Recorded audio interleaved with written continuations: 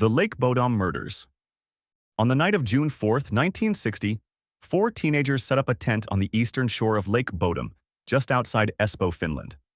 Mila Björklund and Anja Mäkinen were both 15. Seppo Boisman and Niels Gustafsson were 18. They had chosen a clearing near the water, away from the nearest road on what was a warm and windless summer night. They ate, talked, and settled in. By midnight, the camp was silent. No other tents were within sight. Nothing moved on the lake. Sometime before dawn, someone approached the tent. 3 of the 4 were killed inside, the canvas still intact around them. Gustafsson was found outside in the early morning hours, severely beaten and barely conscious. He had no clear memory of how he got there, and could not describe what had woken him or what he had seen before losing consciousness. Finnish investigators processed the site for weeks and found no physical evidence that connected anyone to the attack. The case stayed open for over 4 decades. In 2004, 44 years after the killings, Gustafsson himself was charged with the murders. He was acquitted the following year. The actual perpetrator has never been identified. The case remains officially unsolved. Glenn and Bessie Hyde. In October 1928, Glenn Hyde and his wife Bessie launched a homemade sweepscow into the Colorado River at Green River, Utah, and began pushing south toward the Pacific. The boat was flat-bottomed and heavy, steered by long wooden poles. Their plan was to run the full length of the Grand Canyon, a route no woman had ever completed. Bessie would have been the first. They were not professional river runners, but they had already covered several hundred miles of rough water and the trip was on schedule. Other parties met them on the river in mid-November. Bessie reportedly told a woman she encountered that she was not certain she would make it to the end. Glenn seemed calm and kept moving. On November 18, 1928, their boat was found floating undamaged at mile 237, 46 miles from the canyon's exit. The supplies were stacked inside, untouched. The oars were in their places. There was no sign of struggle, no indication that either of them had tried to gather their gear and leave. Glenn and Bessie were simply not there. Their bodies were never recovered. The boat drifted out of the canyon with everything intact. What happened to them in that final stretch of river was never established. The Cowden family. In August 1978, the Cowden family drove to a remote trailhead east of Yosemite and set out into the Sierra Nevada backcountry on a planned multi-day trip. There were 4 of them. They had registered their route and their expected return date and left their vehicle at the trailhead. The area they were heading into was steep, high altitude, and rarely traveled by other hikers. When they failed to return on schedule, a search and rescue team was sent in. The searchers located the campsite. It was fully set up with gear and personal belongings still inside. Nothing had been packed. There were no signs that anyone had left in a hurry or that anything had gone wrong at camp. The site looked like a place people had stepped away from briefly and would return to at any moment. Search teams covered the surrounding ridges and valleys for days. No members of the family were found. Winter conditions moved in quickly that year, closing off large sections of the terrain before the search could be completed. No remains were ever recovered, and no explanation for what happened to the 4 of them in those mountains has ever been confirmed. Timothy Treadwell.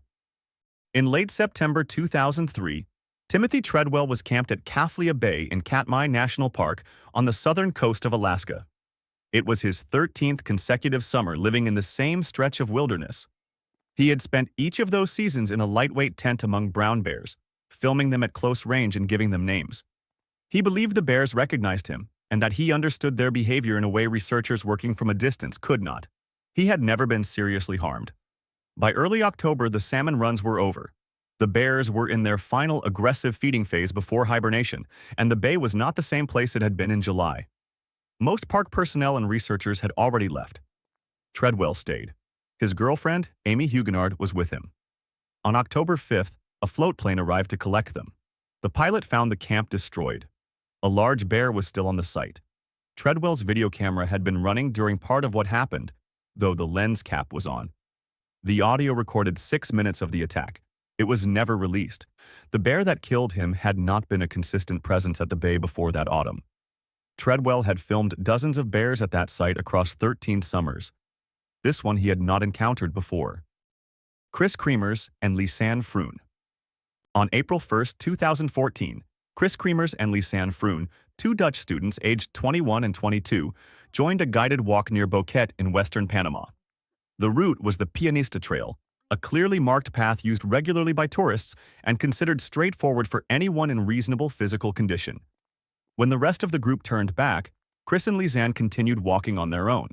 That was the last confirmed sighting of either of them. In the hours and days that followed, their phones registered 77 calls to emergency services. Not one of them connected. The last call was logged more than 10 days after they had been seen. Their camera was recovered months later from a dry bag found near a river.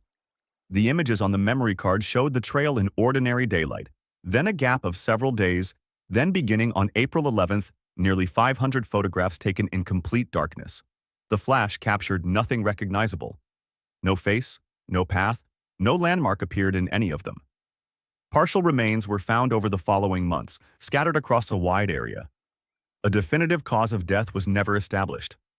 Panamanian authorities closed the investigation without a conclusion. The photographs have never been fully explained. The Dyatlov Pass incident.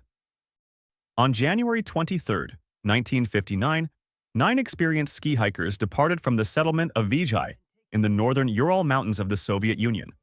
Their leader was Igor Dyatlov, a 23-year-old engineering student who had led similar expeditions before. The group planned a high-grade winter traverse through the Urals, one of the most demanding routes in Soviet mountaineering. All 9 had completed comparable trips. Their journals from the first days were routine. By February 1st, they had made camp on the open slope of a mountain called Kholat Shakal. Temperatures were near -30 degrees Celsius, and the wind was coming hard from the west. Nothing in the group's last written entries indicated concern. Sometime that night, all 9 cut through the tent from the inside and left on foot. Most of them were in socks or barefoot. They moved downhill through the dark toward the tree line, more than a kilometer away. Some started fires at the base of a cedar tree. Some turned and walked back partway up the slope before stopping. None of them survived. When the bodies were found weeks later, the injuries did not match the cold or the terrain alone. 2 had fractured skulls. 1 had a crushed ribcage consistent with the force of a car accident. 1 was missing her tongue. None had external wounds that could account for the internal damage.